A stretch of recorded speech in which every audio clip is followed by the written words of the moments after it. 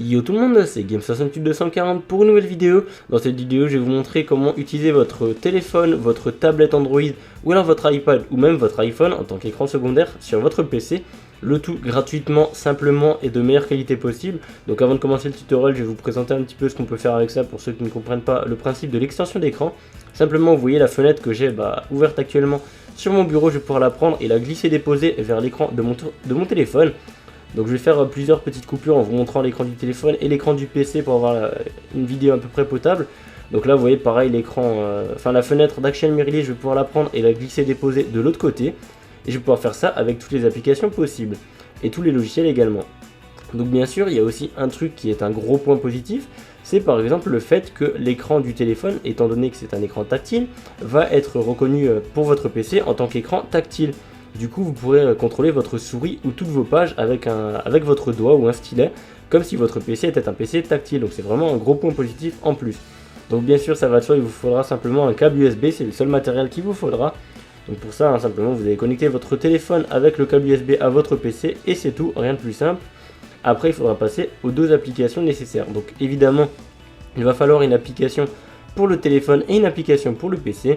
Ce sont évidemment deux petites applications de rien du tout, sans virus, rien du tout, et évidemment gratuit.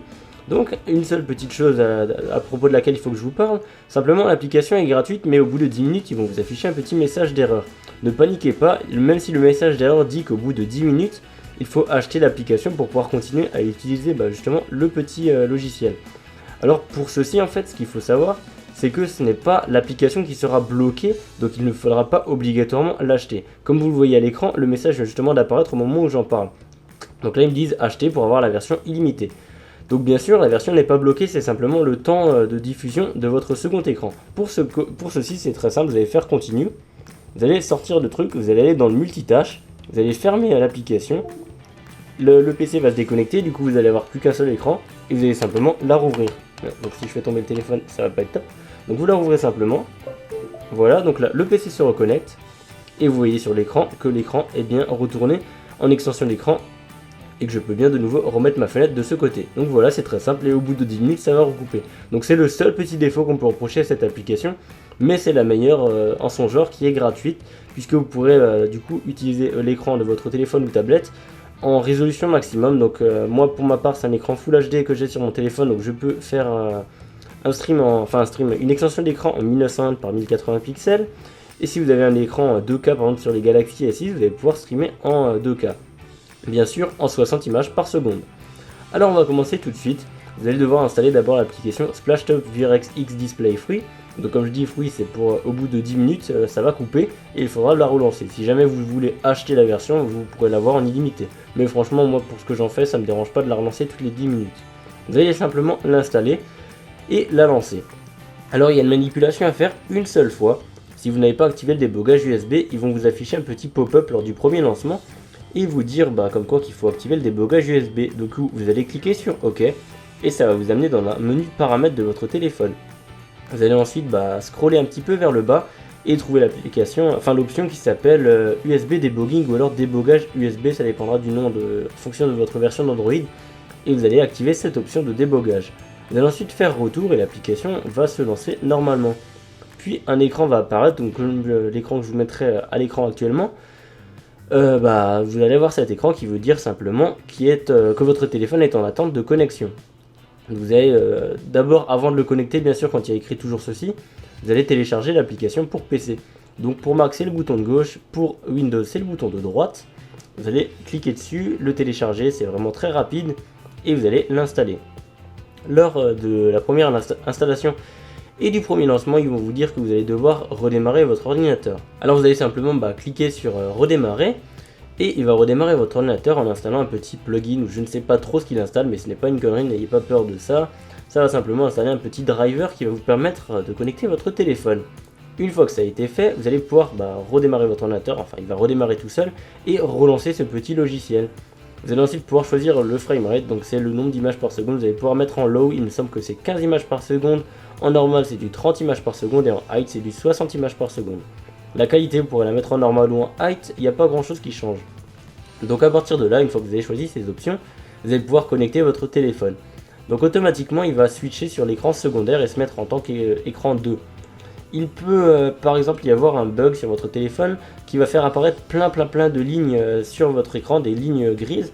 Pour corriger ce problème, vous allez simplement incliner votre téléphone pour le mettre en mode paysage ou en portrait en fonction de la position initiale, et les lignes vont disparaître et vous allez avoir votre écran disponible.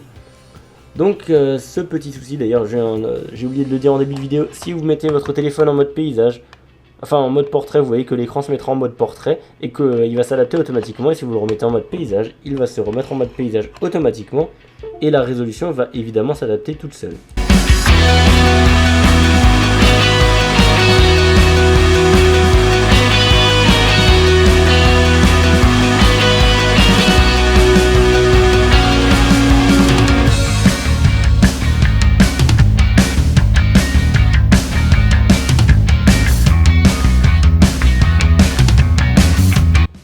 Voilà, en parlant de résolution, on va pouvoir cliquer sur le bouton Set résolution qui va faire apparaître l'écran de configuration de la résolution d'écran Windows. On va cliquer sur l'écran 2, on voit moniteur non plug and play générique, c'est donc votre téléphone. Vous allez pouvoir choisir la résolution, donc moi je l'ai mise au maximum, ça dépendra de la résolution de votre téléphone de base. Si vous avez un écran en 2K, vous allez pouvoir mettre en 2K. Si vous avez simplement un téléphone HD, ça sera du 1280 par 1720, sauf que le bouton HD sera tout en haut. Donc je vous conseille de mettre tout en haut et de faire appliquer puis confirmer les paramètres. L'orientation, n'y touchez pas, ne laissez bien par défaut en paysage ou portrait n'importe quoi, puisque de toute manière l'écran va s'adapter tout seul. Là par exemple je suis en paysage, lorsque je mets mon écran debout, vous voyez qu'il passe tout seul en mode portrait et que la résolution change de 1920 par 1080, elle passe de 1080 à 1920 et également sur l'aperçu. Voilà, donc j'ai remis mon téléphone en mode normal, donc il se remet en 1920 par 1080 en mode paysage. On peut faire étendre les affichages, donc c'est le truc par défaut, on peut faire dupliquer, mais c'est complètement inutile d'avoir la même chose sur les deux écrans. Afficher le bureau uniquement sur un ou afficher le bureau uniquement sur deux. Après c'est à vous de voir en fonction de l'utilisation que vous voulez faire avec cet écran secondaire. Voilà. Après vous allez avoir deux petits messages jaunes qui sont des messages d'information qui disent que vous pourrez avoir peut-être des problèmes avec vos USB drivers. Donc il faut bien installer les drivers, donc pour ma part les drivers du Sony sont bien installés sur mon PC. La plupart des téléphones maintenant installent leur driver automatiquement, mais si jamais ça ne le fait pas, il faudra les installer manuellement en cliquant sur This Page et puis télécharger les drivers. Après, si jamais ça ne fonctionne quand même pas chez vous, franchement moi je ne pourrais vraiment pas du tout vous aider honnêtement, parce que je ne suis pas développeur de l'application, je sais juste l'utiliser, mais je ne connais pas du tout tous les problèmes disponibles avec cette application.